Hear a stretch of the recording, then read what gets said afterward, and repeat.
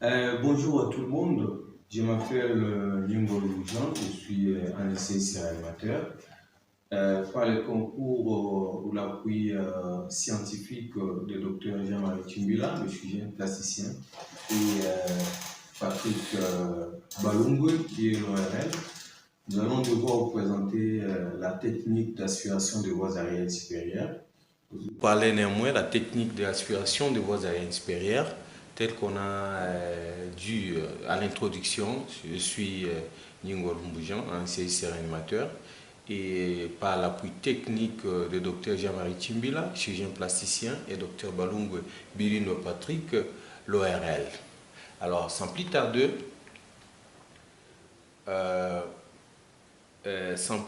nous allons continuer par notre exposition. Alors, voici le canevas. Nous avons la définition. Nous allons parler quand est-ce qu'il faut aspirer, quoi est-ce qu'il faut aspirer, où est-ce qu'il faut aspirer et pourquoi il faut aspirer.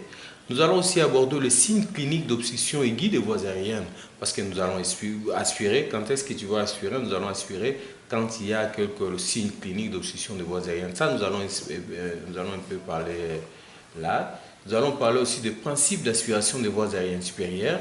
De même aussi le matériel d'aspiration des voies aériennes, c'est-à-dire le matériel que nous allons utiliser pour l'aspiration des voies aériennes supérieures. Alors, nous allons aussi aborder la procédure d'une aspiration des voies aériennes supérieures. Et enfin, nous allons parler de ce qu'il faut éviter pendant la technique d'aspiration des voies aériennes. Qu'est-ce qu'il ne faut pas faire pendant cette technique de l'aspiration des voies aériennes? Alors, nous commençons par la définition. La technique d'une aspiration de voies aériennes, c'est une technique permettant de rétablir la perméabilité ou la liberté de voies aériennes sans contaminer ni les résidents, ni les soignants, ni l'environnement et éviter la transmission croisée des micro-organismes. C'est-à-dire que quand nous aspirons un malade, c'est dans les objectifs de rétablir la perméabilité ou la liberté des voies aériennes. Alors, c'est-à-dire que les voies aériennes est obstruées par, soit dans ce contexte ici, par la sécrétion, le vomi et le reste, d'accord? Alors, quand tout cela obstrue les voies aériennes et que ça constitue déjà un obstacle, il n'y aura pas un passage libre de l'oxygène, tel que nous connaissons que l'organisme a besoin de l'énergie parce que nous sommes l'œuvre de la cellule et que la cellule a besoin de l'énergie pour sa survie. Pour que cette cellule ait son énergie, la cellule a besoin de l'oxygène et plus les nutriments parce que quand on inspire, c'est pas on inspire, quand on inspire l'oxygène, c'est pas le poumon qui expire. Non, mais c'est celui qui respire, c'est la cellule qui a besoin de l'oxygène.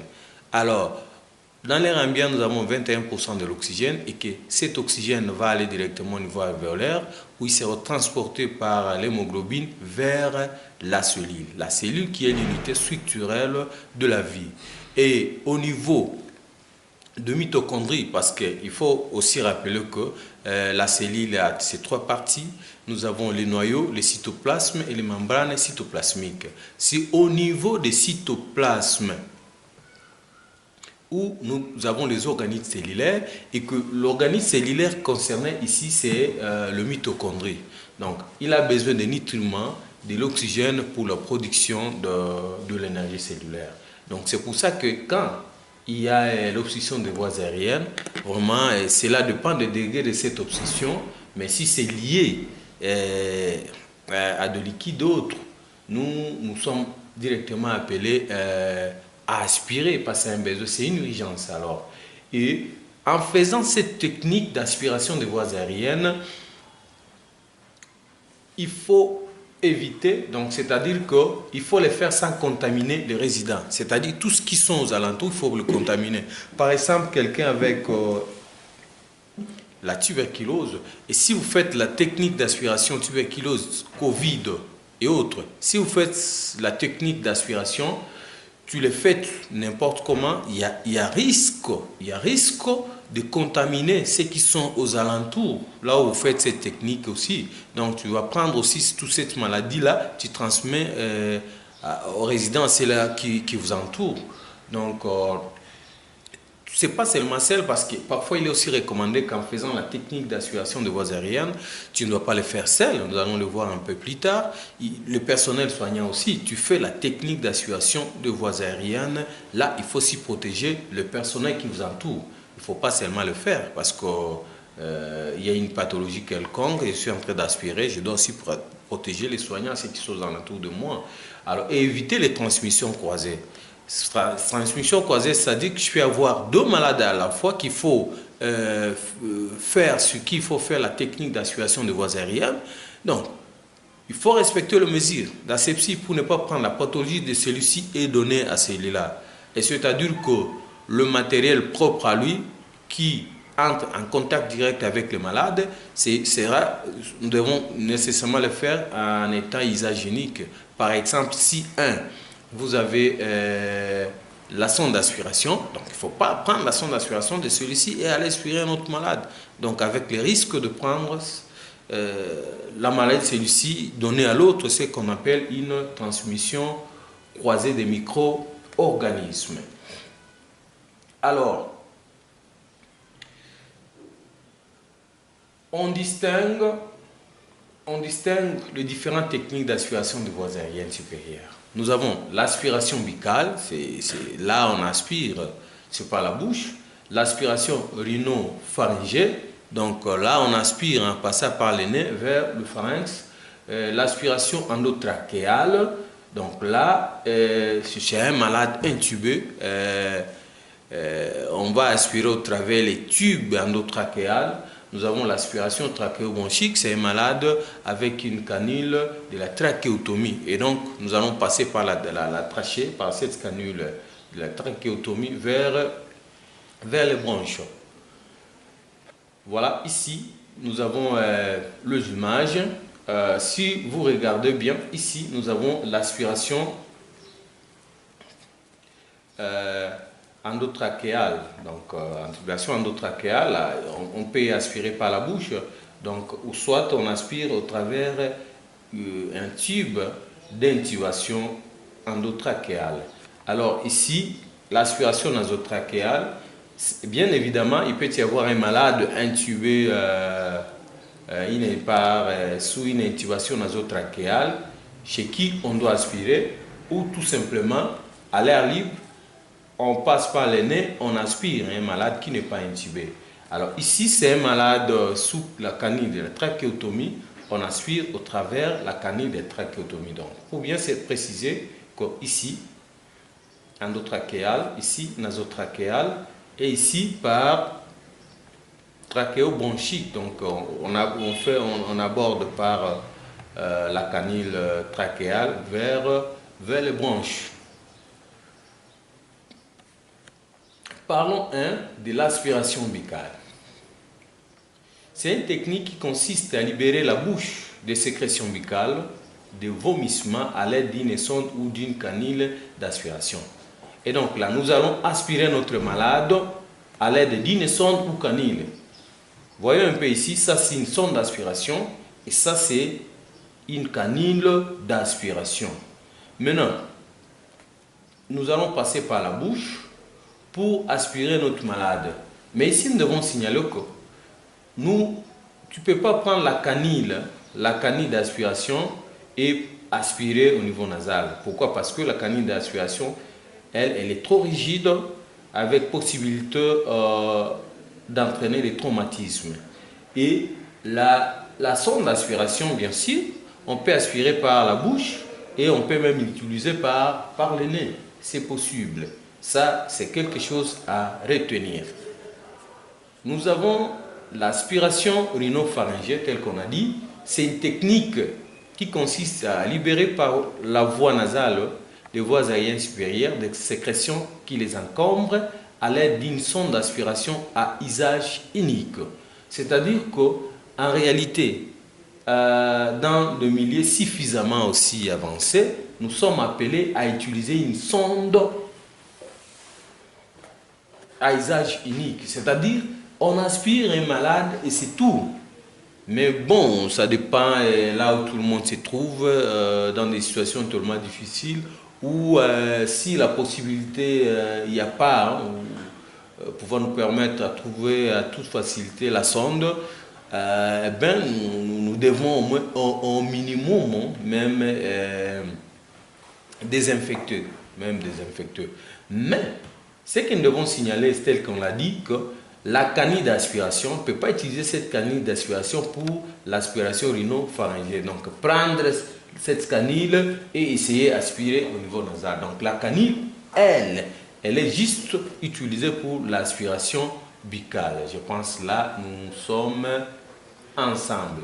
Alors, quand, pourquoi, où et quand est-ce qu'il faut aspirer? Les amis, quand est-ce qu'il faut aspirer? C'est lorsqu'en raison de sa maladie, le patient ne peut plus extraire ou éliminer les sécrétions de voies aériennes en tout ça. Tel que nous connaissons que les réflexes de toux, hein, la toux c'est un réflexe qui nous aide à nous débarrasser des corps étrangers quelconques. Donc c'est-à-dire que si un malade parvient, ça peut arriver à cause d'une maladie, que la malade n'a pas encore la possibilité de tousser pour se débarrasser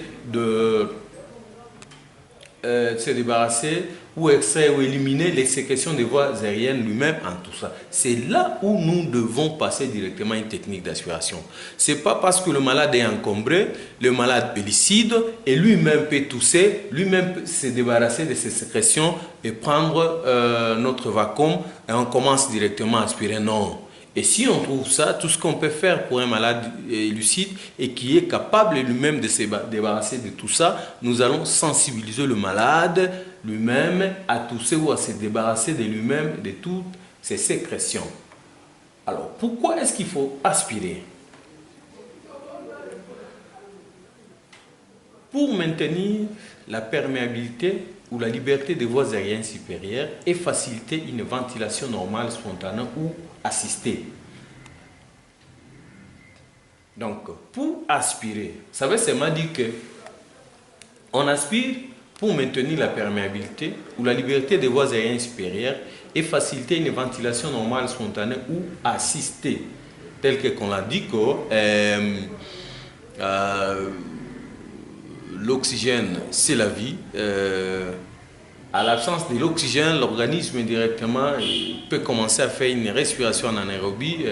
Il peut virer vers l'acidose et vers directement l'arrêt cardio-respiratoire. C'est-à-dire que sur l'indication de l'aspiration est là, il faut y aller rapidement. Cela dépend de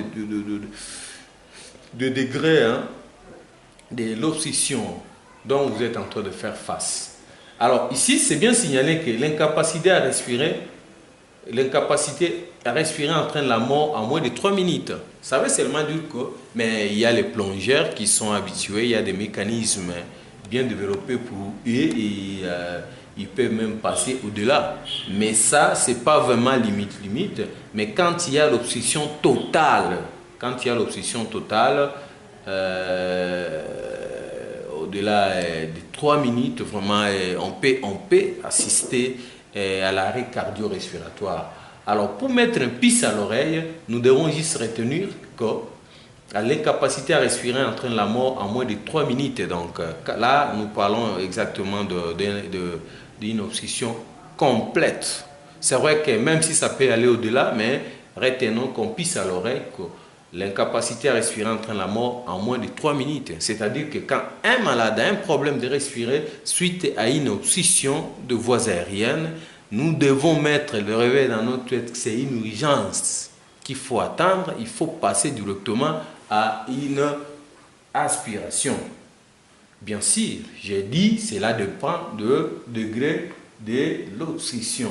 Alors, où peut-on aspirer notre malade? Nous pouvons aspirer partout où le besoin d'inaspiration se manifeste, ça veut seulement dire que sur le lit du malade, en chambre, on peut aspirer malade.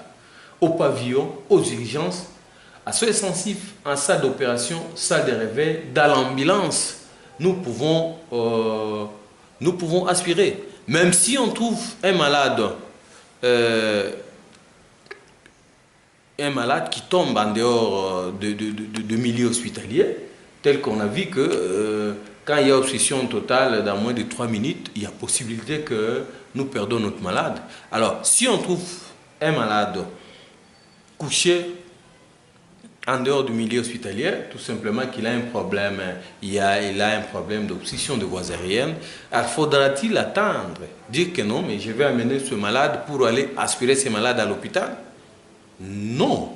Nous devons poser l'acte là, même libérer les voies aériennes. On libère. Cela dépend, nous signalons, cela dépend aussi des degrés de l'obstruction. Donc, partout où les besoins se présentent pour l'aspiration ou une obstruction des voies aériennes, peut-être totale, se présente, nous devons aspirer pour sauver la vie de notre patient. Quoi est-ce qu'il faut aspirer? Quoi est-ce qu'il faut aspirer? Les sécrétions séromiqueuses, les vomissements, liquide amniotique, le sang. Bien évidemment, une césarienne ou accouchement par voie haute, par voie basse, là, le nouveau-né ressort, vient dans un milieu liquide. Nous sommes appelés à l'aspirer pour l'appuyer parce que quand il va de lui-même se battre, chercher à respirer de lui-même et qu'il y a encore de liquide, il y a la possibilité que ce nouveau-né inhale ce liquide-là. Nous pouvons, peut-être de liquide amniotique, peut-être qu'il y a du sang, peut-être des sécrétions séromiqueuses. Ce n'est pas seulement le nouveau-né, tout le malade nécessitant, tout le malade dont nous pensons que tout cela est là, nous devons carrément aspirer notre malade. Alors, signe clinique d'obstruction aiguë des voies aériennes. Ici, voici notre tableau devant vous. Nous avons première colonne, nous avons l'obstruction. Deuxième colonne, signes et symptômes. Troisième colonne, signes de danger et les conduites à tenir. Ici, pour l'obstruction de voies aériennes, nous sommes au niveau de notre première colonne. Nous avons une obstruction complète, nous avons une obstruction complète imminente, une obstruction sévère, une obstruction modérée, nous avons une obstruction aussi légère. Alors, quels sont les signes et symptômes d'une obstruction complète? Nous avons un détresse respiratoire suivi d'arrêt cardio-respiratoire, c'est-à-dire que quand l'obstruction est complète, il n'y a pas de l'oxygène qui passe. Là, nous devons assister directement à un arrêt cardio-respiratoire. Quels sont les signes et symptômes d'une obstruction complète imminente? Nous avons des détresse respiratoire sévère avec cyanose ou SPOD inférieur à 90%, la saturation pulsée en oxygène inférieure à 90%, nous avons l'agitation ou léthargie, nous avons tachycardie, nous avons temps de recoloration capillaire supérieur à 3 secondes, celui-ci, bien évidemment, ce sont des signes que vous allez aussi retrouver en cas de choc. En cas de choc, oui. Il faut juste se rappeler que les myocardes, ils ont besoin de l'énergie. Ils ont besoin de l'énergie qui... l'oxygène est le premier ingrédient pour la production de l'énergie cellulaire, l'ATP, et que quand il y a l'obstruction, il y aura un peu de souffrance au niveau du myocarde et que la tonicité myocardique aussi va diminuer.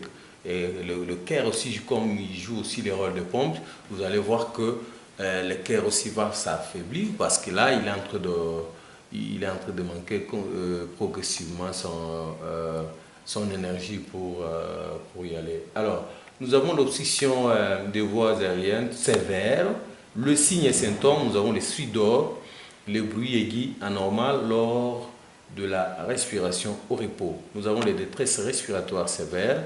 nous avons le curage intercostal et sous-costal marqueux, nous avons le battement des ailes du nez, nous avons l'entonnoir xiphoïdien, formation d'un creux au niveau de l'appendice xiphoïde ou partie inférieure du sternum, nous avons le tachypnée sévère. Alors, quelles sont les conduites? Tout ceci là, ce sont le signe des dangers? Oui, ce sont les signes des dangers. Ça, ce sont les signes des dangers. Quelles sont les conduites à tenir? Nous avons l'aspiration au besoin. Si les besoins il y en a, l'aspiration. Et puis, on fait l'oxygénothérapie. Appel au médecin. C'est-à-dire que appel aussi à l'équipe ou appel, vous devez faire appel à l'équipe à l'aide. Vous devez faire appel aussi au superviseur. C'est bien sûr jusque-là. Alors, quels sont les signes et symptômes de l'obstruction des voies aériennes modérées? Nous avons les stridors uniquement lorsque le patient s'agite. Nous avons des tresses respiratoires modérées. Nous avons le turage intercostal et sous-costal visible. Nous avons les tachypnées modérées. Est-ce que ce sont les signes de danger? Pas du tout, mais conduite à tenir, c'est toujours aspiration et oxygénation au besoin. Si pas de changement, tu fais toujours l'appel à l'aide ou à l'équipe. Alors, l'obstruction des voies aériennes, le G, les signes et symptômes, nous avons le tout, le voie rauque sans difficulté respiratoire. Le signe des dangers est non, mais aspiration si besoin. Et enfin, on pouvait faire même des recours aux mycolytiques et autres. Alors, le principe d'aspiration des voies aériennes supérieures. La première des choses, il faut bien poser les indications d'aspiration. Pourquoi? Parce que plus tard, nous allons voir aussi les complications liées à ces techniques d'aspiration. Deux, rassurer, il faut rassurer, expliquer la procédure aux malades conscients. Et bien évidemment, il est bien recommandé que toute technique, avant de faire toute technique chez un malade, il faut le rassurer. Madame, écoutez, ça ne va pas faire du mal. Et voilà, nous allons effectuer cette technique. Et voilà en quoi est-ce que ça va vous aider. Vous aider. Ce n'est pas seulement arriver, tu arrives, tu commences à aspirer. Non, non. Mais il faut signaler chez un malade qui est conscient. C'est un malade qui est conscient. Alors, la troisième des choses, nous avons la procédure d'aspiration ne devrait jamais durer plus de 10 à 15 secondes chez l'adulte et 3 à 5 secondes chez le nouveau-né. Ça veut seulement dire quoi jusque-là? Quand tu prends votre sonde d'aspiration ou soit vous prenez votre canille d'aspiration, quand tu introduis, c'est déjà un corps étranger qui tend à aller vers les voies aériennes. Et qu'est-ce que l'organisme va faire?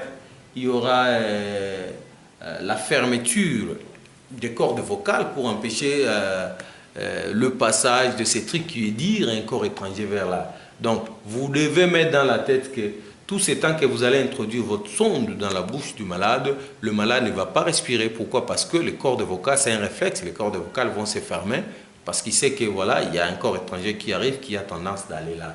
Alors, plus vous allez maintenir trop longtemps dans la bouche, c'est tout ce temps que le malade aussi n'aura pas à respirer. Donc, ce qu'il faut maîtriser jusque-là, que jusqu'à 10 à 15 secondes chez l'adulte, tu introduis, tu enlèves. Il prend un peu de l'air, tu introduis, tu enlèves. Bien évidemment, chez un malade non intubé, là il faut préciser, un malade non intubé ou sans canine, trachéotomie. Alors, chez les nouveau-nés, 3 à 5 secondes. Donc, tu introduis 3 à 5 secondes, tu lui laisses, il prend un petit introduit, 3 à 5 secondes, il ne faut pas dépasser. Tout ça, nous avions déjà expliqué pourquoi. Pendant l'aspiration, il devait toujours y avoir 2 personnes présentes afin de pouvoir intervenir rapidement en cas de complications. Normalement, il faudrait faire cette technique à 2 personnes. Pourquoi? Parce qu'il y a des complications liées à la technique d'aspiration que nous allons montrer plus tard. Et que si ces complications-là arrivent, vous êtes aidé. Cela va vous aider à intervenir rapidement et en fait d'aider notre malade. Il est strictement important d'observer les patients pendant l'acte. Il faut observer le rythme cardiaque, la fréquence cardiaque, la pression artérielle, la coloration de la peau, la saturation périphérique en oxygène également, les sécrétions aspirées. Et donc, tout le temps quand tu vas faire, tu es en train de faire votre technique d'aspiration de voies aériennes, il faut observer le malade. Il faut observer le malade. Il faut observer les rythmes cardiaques. Pourquoi? Parce que nous avons la luette aussi, qui est aussi énervée par le nerf vague, et tel que nous connaissons tous que le nerf vague entraîne un peu de bradycardie et nausées et vomissements. Et donc, s'il est stimulé, bien sûr, alors, tu peux continuer seulement à aspirer, alors il y a les stimulations vagales et que bradycardie. Mais quand il va observer, bien évidemment, tu aspires et que le malade doit avoir son oxymètre de poule à côté, ce dernier va vous rassurer, il va vous informer à temps qu'il y a une bradycardie qui s'installe, de saturation ou pas. La pression artérielle, la coloration de la pompe, parce que tu peux continuer seulement à aspirer et qu'il y a la cyanose qui va se manifester parce que qui introduit là les malades, les cordes vocales se sont fermées, l'oxygène ne passe pas et que les CO2 ne sortent plus. Par contre, il y aura une respiration en anaérobie et enfin, c'est la coloration de la peau, hein, il va directement changer. Alors, la saturation en oxygène aussi baissera. Et puis, il faut aussi observer aussi le sécrétion aspirée. Parce que tu peux aspirer, tu continues à aspirer sur du sang, mais tu dois aussi observer qu'est-ce que tu aspires. Alors, le processus d'aspiration se fait toujours dans les conditions stériles.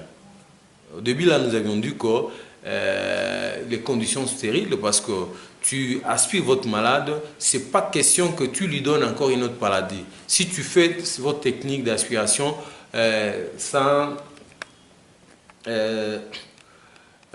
votre technique d'aspiration sans que toutes ces conditions, les conditions stériles soient mises en place, donc il y a la possibilité que tu donnes encore une infection à votre malade. Donc là, est-ce que c'est aider les malades ou c'est lui ajouter encore une autre maladie? Il est recommandé de respecter ça. Et il faut utiliser un nouveau cathéter pour chaque nouvelle aspiration. Bien évidemment, de milieu plus avancé que tu aspires, tu ne peux plus encore aspirer. Réaspirer avec cette sonde d'aspiration, normalement, ça doit être à usage unique. Mais bon, il y a les endroits où peut-être qu'ils ont encore du mal, ils ont de difficultés à trouver le matériel. Au minimum, qu'est-ce qu'il faut faire jusque-là? Qu'est-ce qu'il faut faire jusque-là? Il faut désinfecter au minimum. Ce qui est recommandé, c'est vraiment utiliser un nouveau cathéter pour chaque nouvelle technique d'aspiration. Alors, la fréquence d'aspiration ne parle d'un exercice individuel. Cela peut aller jusqu'à une fréquence horaire. La règle à respecter aussi souvent que nécessaire, le moins souvent possible. Ça veut seulement dire que la technique d'aspiration des voies respiratoires a aussi des complications. Alors, si l'indication de cette technique d'aspiration, l'indication d'aspiration des voies aériennes n'est pas là, tant mieux de ne pas aspirer. Parce que si vous aspirez il n'y a pas l'indication, vous aspirez. Donc, tant mieux de s'exposer devant les complications pouvant surgir lors de la technique d'aspiration. Alors, si l'indication est là, on aspire. Si l'indication n'est pas là, on n'aspire pas. Alors, les réglages du vacuum d'aspiration, c'est-à-dire que nous allons peut-être aussi expliquer que vous allez voir aussi les vacuums où l'aspirateur aussi a un manomètre. Donc, c'est pas pour rien. Donc, il y a des chiffres à pression qu'il faut respecter pendant la technique d'aspiration afin d'éviter ce qu'on appelle les syndromes ventouses. C'est-à-dire que quand vous aspirez avec une très forte pression en introduisant, votre canule va coller au niveau des muqueuses. En voulant retirer aussi par force, ça va traumatiser système ventouse, syndrome ventouse, c'est-à-dire que votre canule va coller au niveau de muqueuses. Quand tu retires par force, deux fois, ça va léser et saigner après. Donc, avant l'aspiration, il faut bien positionner le patient. Il est conseillé de rehausser les bis ou d'allonger sur le côté. Et donc, nous avons les différentes positions qu'il faut respecter à ce qui concerne la technique d'aspiration. Donc, rehausser le buste, c'est-à-dire que c'est une position semi-assise presque, ou aussi une position latérale gauche ou droite, mais en particulièrement si c'est une femme enceinte, il est juste recommandé, si tu penses que tu vas aspirer à cette femme enceinte, que la position, elle est la même, c'est position latérale gauche.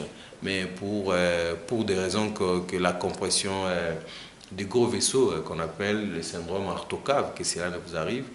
Et pour les hommes, on n'a pas de problème. On peut, que ce soit la position latérale gauche ou droite, c'est pas du tout un problème. Mais tel qu'on a signalé, la différence réside chez une femme enceinte.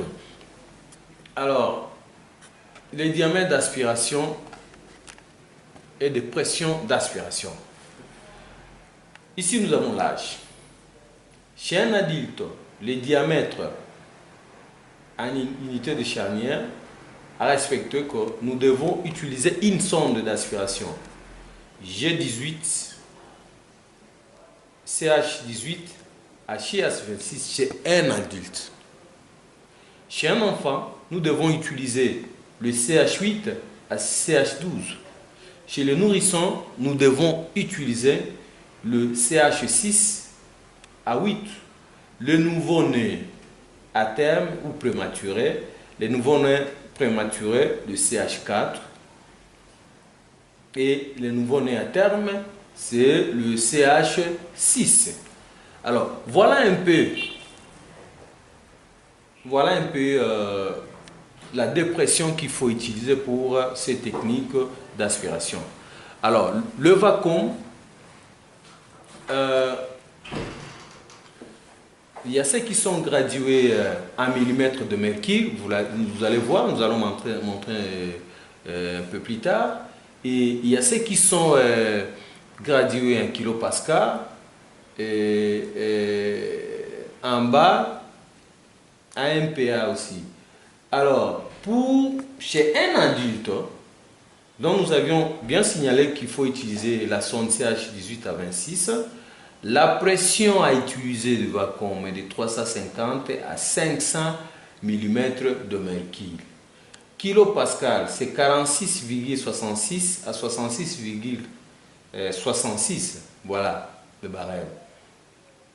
En bas, c'est 0,46 à 0,66 et 0,046 à 0,066 pour le MPa. Chez un enfant, le numéro de la sonde c'est 8 à 12 et la dépression c'est 200 à 500 mm de mercure et kilopascal 26,66 à 66,66. Alors, ça se suit comme ça. Nourrisson, nous avions dit que la sonde est de 6 à 8 charnières qu'il faut utiliser. La dépression sur 200 à 250 mm de mercure, kilopascal 26,66 à 33,33. Ça continue notre tableau. Alors, nouveau-né et à terme et nourrisson, ça est 20 à 150 mm de mercure, kilopascal 15,19 jusqu'à 19,96 kilopascal. Notre tableau continue. Alors ici nous devons préciser que ce n'est pas vraiment une très forte pression. Pourquoi? Parce que si vous réglez votre vacuum à cette pression ici, et quand vous aspirez, c'est pas un circuit fermé, non. Aux alentours, il y a des fuites, il y aura d'autres pressions, pression de fuite, hein, donc la pression va fuiter. Vous allez voir que même le vacuum, avec la pression qu'il va exercer, c'est pas vraiment la pression calculée. La pression paramétrée, ce ne sera pas la pression avec qui le vacuum va aspirer. Pourquoi? Parce que c'est pas un circuit fermé. Aux alentours, il y aura des fuites. Bien sûr, la fuite de pression. Donc, vous allez vous rendre compte que le vacuum va aspirer avec une pression un peu inférieure qu'à celui dont vous avez réglé votre vacuum. Ok. Alors, nous avons les matériels d'aspiration de voies aériennes supérieures. Nous avons l'unité d'aspiration. Voici, ça c'est l'unité d'aspiration. Nous avons le tuyau d'aspiration, ce sont les tuyauteries, les tuyaux d'aspiration qui sont là. Sonde ou cathéter ou canille d'aspiration, nous allons vous montrer, nous avions déjà montré, mais nous allons encore montrer. Nous avons les respiers à sécrétion, ce sont les débocaux ici, ce sont les respiers à sécrétion. Nous avons le poubelle, nous devons avoir aussi une poubelle parce que nous voulons exécuter une technique. Ici, voilà, ça c'est une sonde d'aspiration, ça c'est canille d'aspiration. Bien évidemment, nous avons les différents types de vacuum que nous devons présenter. Nous avons le vacuum ou un aspirateur manuel, comme celui-ci, c'est manuel. Nous avons aussi d'autres vacuums miral qui sont sur le mur. Nous avons aussi électrique. Nous avons aussi ceux-là qui sont à la fois électriques ou manuels. Maintenant, nous continuons la série de non-matériels d'aspiration de voies aériennes supérieures. Vous devez avoir un masque pour se protéger. Parce que des fois, vous pouvez avoir des malades avec les pathologies des voies aériennes supérieures. Vous devez avoir aussi les tabliers hygiéniques pour se protéger. Éventuellement, des NaCl, c'est pour rincer soit les canules, soit une sonde d'aspiration et votre tuyauterie pendant la technique. Vous devez aussi avoir un produit lubrifiant, c'est-à-dire les produits lubrifiants si par exemple vous voulez aspirer par les narines, c'est traumatisant, c'est un peu douloureux, donc il faut lubrifier pour que ça glisse facilement. Vous pouvez de même aussi avoir aussi quelques compresses stériles. Vous devez aussi avoir le petit bassin réuniforme, canille de Guedel, source d'oxygène, ballon d'ambi, concentrateur, lunette ou masque ou bonbon en cas de besoin. Pourquoi? Parce que votre malade peut désaturer pendant votre technique d'aspiration. C'est possible. Donc, pendant votre technique d'aspiration, il peut y avoir un arrêt cardio-respiratoire. C'est possible. Donc, vous devez avoir les nécessaires moments à côté pour faire face. Voilà. Nous avons un peu le concentrateur qui est là. Et voilà le ballon d'ambu. Quelques petits matériels qui doit être aux alentours de nous. Pourquoi? Parce qu'en cas de besoin, on peut l'utiliser. Ce n'est pas que cela arrive, c'est le moment où il faut courir en train de chercher. Non, non. Avant de faire ces techniques, tout le nécessaire doit être à côté de nous. Alors, la procédure d'aspiration de voies aériennes supérieures. La première des choses à faire, c'est d'abord la préparation psychologique du malade et positionnement du patient. C'est une technique, c'est une agression que nous allons faire peut-être vers le malade.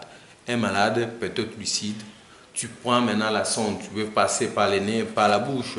Ah, oh là là, c'est désagréable en fait. Donc, nous devons préparer psychologiquement le malade et lui dire écoutez, ça ne va pas trop faire du mal. Il est question d'évaluer les risques et bénéfices. Voilà, et voilà ce qui va nous aider. Ça va nous aider en ceci et en cela. Alors, la préparation du matériel. Nous avions déjà préparé psychologiquement le malade. Nous devons aussi préparer l'environnement. Nous préparons aussi le matériel tel qu'on a dit. Le gant, l'oxygène, notre appareil, le vacuum doit être prêt. À besoin, il faut nécessairement y avoir quelqu'un d'autre qui va nous aider en cas de besoin, en cas d'une complication quelconque. Tout. Nous ne pouvons plus revenir à ça. Alors, on porte le masque et les tabliers pour se protéger et protéger aussi les malades. Revêtu les gants, on porte le gant et on connecte le cathéter d'aspiration à l'unité d'aspiration. Nous mettons toutes nos connexions en place. Nous faisons un peu le contrôle de vacuum. Nous allons contrôler ce que notre vacuum est en place. La longueur correspond à peu près à la distance des lobules de l'oreille à la bouche ou le nez. Voilà, ici aussi c'est vraiment à retenir. Nous allons un peu montrer. Regarde aussi, nous avons notre malade qui est là et voici la position recommandée avant d'aspirer notre malade. Voilà, on va aussi rehausser le buste, c'est ça, on rehausse le buste. une position vraiment acceptable pour l'aspiration de voies aériennes. Alors, ce que nous voyons ici, ça peut être une sonde, hein, c'est une sonde peut-être, hein, c'est une sonde d'aspiration. Ce qu'il faut respecter. Et donc, nous allons mesurer, c'est ça, le point du nez à l'orbite de l'oreille. Donc, toute cette partie ici, c'est la partie que nous allons introduire à l'intérieur de la bouche. Pourquoi ça? Pourquoi? Parce que nous avions dit que la luette ici est innervée par le nerf vague, la luette ici, et que le nerf vague, le nerf vague est capable de nous faire le bradycardie, et nausées et vomissements. Maintenant, si on ne respecte pas notre mesure ici, le risque est que quand nous allons aspirer, nous allons stimuler la luette. Et quand on stimule la luette, qu'est-ce qu'on aura après? Nous devons nous attendre nausées, vomissements et bradycardie. Alors, pour ne pas arriver à ce niveau, nous devons respecter notre mesure ici. Donc, avant de commencer, vous prenez votre canule ou votre sonde d'aspiration, tu vois les points du nez jusque là. Alors, vous prenez que c'est votre mesure que vous allez utiliser en introduisant dans la bouche pendant votre technique d'aspiration. Cela va vous aider à ne pas stimuler la luette. La luette est là, il est là. La luette pour ne pas assister à des nausées et vomissements. Voilà. Même ici, hein, la luette et le palais. Tu vois, hein, c'est ça le palais, non? Le palais là et la luette. Hein. Si une fois tu aspires et que tu arrives à simuler toute cette partie, donc là, mets-toi en tête que vous êtes en train de chercher à provoquer les nerfs vagues. Les nerfs vagues, je suis en train d'aspirer les sécrétions et le reste, et je stimule ces nerfs vagues et qui va me produire des nausées et vomissements. Donc, qu'est-ce que j'ai fait? C'est quelque chose et son contraire à la fois. Donc, ce qu'il faut mettre dans la tête, qu'il faut vraiment respecter le mesure pour ne pas stimuler la luette et le palais. Ok, alors, lubrifier les cathéters puis introduire sans aspiration. Ça veut seulement dire que quand on introduit là-dedans, on introduit sans aspiration, donc sans pression. Mais on aspire en retirant. Donc, quand nous voulons maintenant retirer, c'est là où on envoie. C'est pas prendre, on allume le vacuum, on entre avec pression, on sort avec pression. Non, non. La technique d'aspiration se passe lors du retrait de la sonde dans la bouche. C'est là où vous avez besoin de la pression. Mais si tu entres avec la pression, vous avez la possibilité de vous trouver devant un syndrome de ventouse. C'est-à-dire qu'avec cette pression, tu vas aller et coller aussi la muqueuse. Alors, l'aspiration d'abord. Aspirer d'abord la bouche, puis le nez, et changer la sonde avant l'aspiration nasale. Il est recommandé de commencer par l'aspiration buccale. Donc, on a toujours dit que la bouche est sale plus que... alors, comme il est sale, tous ces amylases au niveau de la bouche ici essayent un peu de neutraliser. Mais si tu prends maintenant tout ce qui est dans la bouche, tu l'introduis au niveau du nez, tu sais qu'est-ce que ça va donner. C'est pour ça qu'il est conseillé d'aspirer, commencer à aspirer par la bouche. Au besoin, s'il faut passer par le nez, chercher une autre sonde. Il faut changer de sonde pour passer à une aspiration nasale. Alors, les ressortures en effectuant un mouvement rotatoire tout en aspirant. Donc, la technique d'aspiration, ça ne s'effectue pas, on ne fait pas un mouvement de va-et-vient. Non, va-et-vient, non. Non, non, non, non, on ne fait pas le mouvement de va-et-vient. C'est un mouvement rotatoire. C'est comme ça en sortant, ce n'est pas en entrant. Quand tu entres sans pression. Quand tu retires, tu as maintenant une pression et tu fais un mouvement rotatoire. Alors, vous allez voir un peu nos techniques, vous allez voir nos sondes d'aspiration souvent. Ils ont un système que quand tu entres, tu peux boucher le petit trou au-dessus, tu peux laisser le petit trou, tu entres sans pression et quand tu veux sortir, tu bouches le petit trou, ça te donne une pression et tu sors. C'est bien simple, nous allons peut-être montrer. Éviter de toucher le palais ou la luette risque de vomissement. Tel qu'on a dit, il faut éviter de toucher le palais, la luette, Le risque, c'est le vomissement. Le risque, c'est le vomissement. Observer l'efficacité de l'aspiration. L'éventuelle complication, faire appel à l'aide en cas de besoin. Tel qu'on a dit que la technique d'aspiration a aussi des complications comme tant d'autres techniques. Maintenant là, il est recommandé, avant de faire votre technique d'aspiration, tu positionnes votre malade, tu prends votre oxymètre de poule qui va vous aider et tu prépares d'autres équipements nécessaires. Mais en faisant votre technique, en effectuant votre technique d'aspiration, tu dois aussi observer le malade. C'est pas seulement aspirer, expirer, vaille que vaille, tout ce qui va arriver, ça va arriver. C'est bon nombre de problèmes, par exemple, surtout les amis osseux-sensifs. Il doit être aussi trop attentif. C'est pas parce que c'est un malade, gravement malade, le reste, tu peux faire n'importe quoi. Et que si le malade décède, tu vas dire qu'il est décédé à cause de la maladie. Parfois, il est aussi décédé tout simplement parce qu'on n'a pas aussi respecté la technique d'aspiration, qui a aussi les éventuelles aussi complications. Et si tu aspires, tu vois qu'il y a des problèmes, tu as des complications, n'hésitez pas à appeler de l'aide. Tu appelles de l'aide avant que les choses ne se compliquent. Il ne faut pas s'enfermer seul. Non, tu ne peux pas tout faire seul. Par exemple, s'il y a l'arrêt cardiaque, l'arrêt respiratoire ou l'arrêt cardio-respiratoire, toutes ces complications-là, et bien évidemment, tu dois te trouver dans un milieu bien sécurisant et tu appelles l'aide. C'est aussi quelque chose de très important que le système de communication intra-hospitalier soit bien établi, en fait qu'il y ait la facilité d'appeler de l'aide pour que la technique ou l'intervention que vous allez mener dans l'ensemble, que ça soit efficace. Alors, n'utilisez les cathéters qu'une seule fois. En réalité, il est recommandé d'utiliser une seule fois les cathéters. Une seule fois. C'est ça, ce sont les principes. Une seule fois les cathéters. Rincez le système de tuyaux avec une solution antiseptique, exemple cétrimine, chlorhexidine, et vous allez utiliser votre protocole de l'hôpital partout où vous suivez. Et chaque hôpital utilise aussi un protocole approprié pour la désinfection.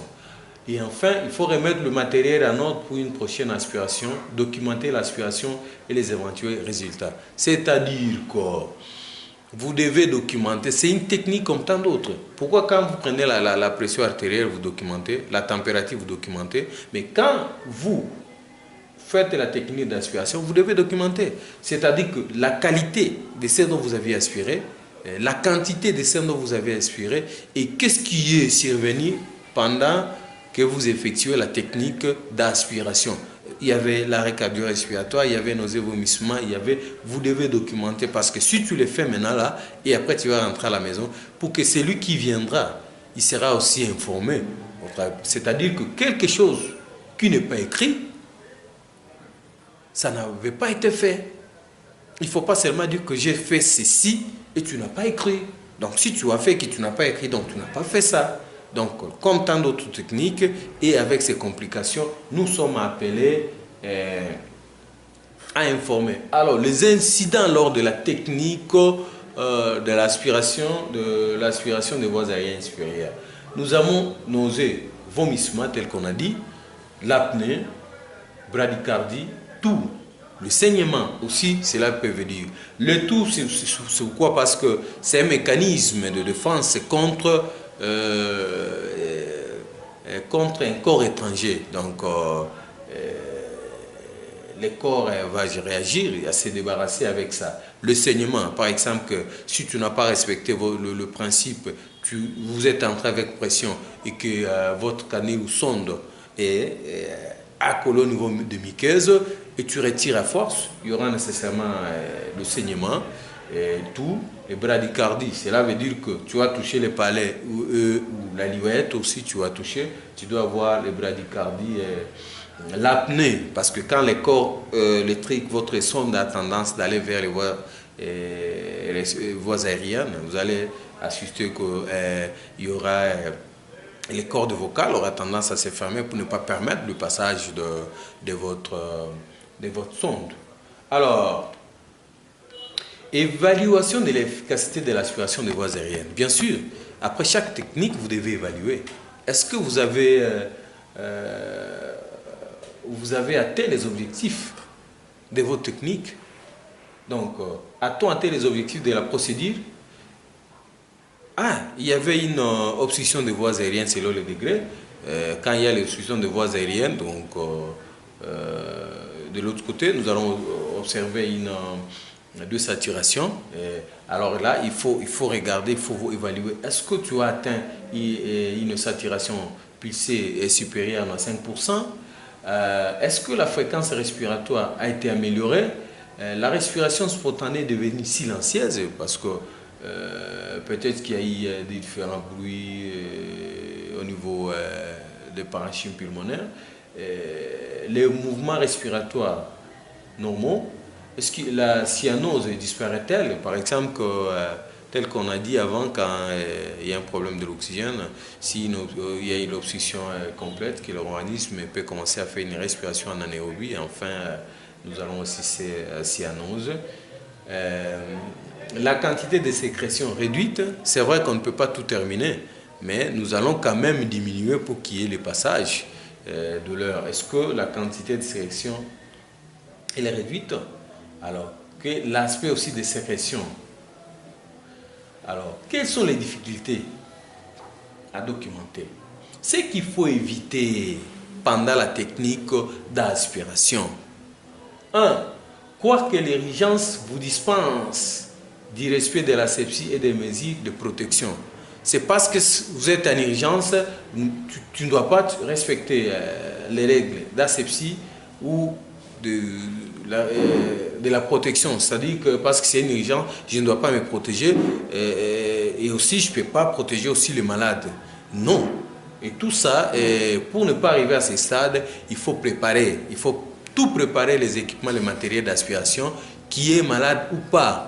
Pourquoi? Parce que tu ne sais pas quand est-ce qu'il va recevoir un malade en urgence. Ce n'est pas que le malade arrive à l'hôpital et il nécessite, c'est le moment d'aller maintenant chercher ça et là. Non, non, non. Tu dois avoir un lit et aux alentours de votre lit qui attend un malade, pouvoir nécessiter l'aspiration. Et tous les nécessaires sont là. C'est-à-dire on t'amène le malade, c'est une urgence, et tu passes directement à l'aspiration. Mais si vous n'êtes pas préparé à temps, c'est ce qui va faire à ce que, je n'ai pas les gants, tu ne protèges pas les malades, tu ne protèges pas l'environnement, tu ne protèges pas même aussi, tu ne te protèges pas toi-même, tu ne protèges même pas tes collègues. Alors, utiliser une sonde de calibre non approprié. Et donc, par exemple, chez un nouveau-né, parce que c'est une urgence, tu veux aller prendre une sonde CH18 chez un nouveau-né. Tu vois comment ça fait. Alors, ça, il faut éviter. Donc, et aussi maintenir l'aspiration au moment d'introduire la sonde dans les voies aériennes. C'est-à-dire qu'on a dit, nous devons maintenir l'aspiration lors des retraits de la sonde et non en introduisant. Nous devons entrer sans pression et on va sortir avec pression. Donc l'aspiration, la technique d'aspiration, c'est lors de retrait de la sonde, tout en respectant les mouvements rotatoires. Voilà. Ne pas apprêter le matériel d'aspiration à l'absence des malades qui en ont besoin. C'est vrai, c'est dire qu'il n'y a pas encore un malade qui a besoin de l'aspiration. Maintenant, moi, je ne veux pas prêter le matériel prêt. Non. Non, ça, il faut éviter. Par contre, il faut que le matériel soit là parce que tu ne sais pas quand est-ce que le malade en aura besoin. Réutiliser la même sonde d'aspiration par voie orale et nasale. Donc, la même sonde par voie orale et la même sonde par voie nasale. Non, c'est strictement interdit. Nous avions peut-être expliqué aussi quels sont alors, réutiliser la même sonde d'aspiration tout au long de la journée. Il faut éviter aussi les phénomènes ventouses au niveau de la muqueuse. Donc, procéder à l'aspiration rhinopharyngée en cas de traumatisme maxillofacial grave. En cas de traumatisme maxillofacial grave, il faut éviter l'aspiration parce que quand vous avez un malade avec traumatisme maxillofacial grave, à ce niveau-là, il y a déjà peut-être des caillots qui se sont déjà formés. mais toi tu essaies, tu veux passer directement à la technique de cette aspiration, tu vas déboucher encore le caillon par votre technique d'aspiration et ça va continuer aussi à saigner. Voilà. Et merci beaucoup. Voici les références devant vous à celles-là qui peuvent avoir besoin d'approfondir beaucoup plus. Nous sollicitons vraiment de vous abonner, de liker, aimer, en fait, de nous soutenir. Vos propositions, vos conseils, vos questions sont vraiment vivement souhaitables et que si vous pensez qu'il y a d'autres sujets que nous devons toujours aussi aborder au cours de nos émissions que vous allez suivre bon nombre de fois, à chaque fois que nous allons mettre nos vidéos en ligne, n'hésitez pas, n'hésitez pas. Et là, le numéro de contact sont là, le mail sont là, vous allez voir sur l'écran. Merci beaucoup d'avoir accordé l'importance à notre vidéo. Je pense qu'avec ça, ça peut nous aider d'une manière ou d'une autre. Aussi, l'objectif est que de contribuer, apporter aussi quelque chose par rapport à la prise en charge de nos malades, aux grands malades que nous prenons en charge, parce qu'on s'est rendu compte que la technique d'aspiration de voies aériennes, c'est une technique peut-être négligée et que tel qu'on l'a étalé, exposé pendant une vidéo, que cette technique aussi a des conséquences sur les incendies, des conséquences aussi néfastes pour pouvoir amener à un décès. Merci beaucoup, à la prochaine.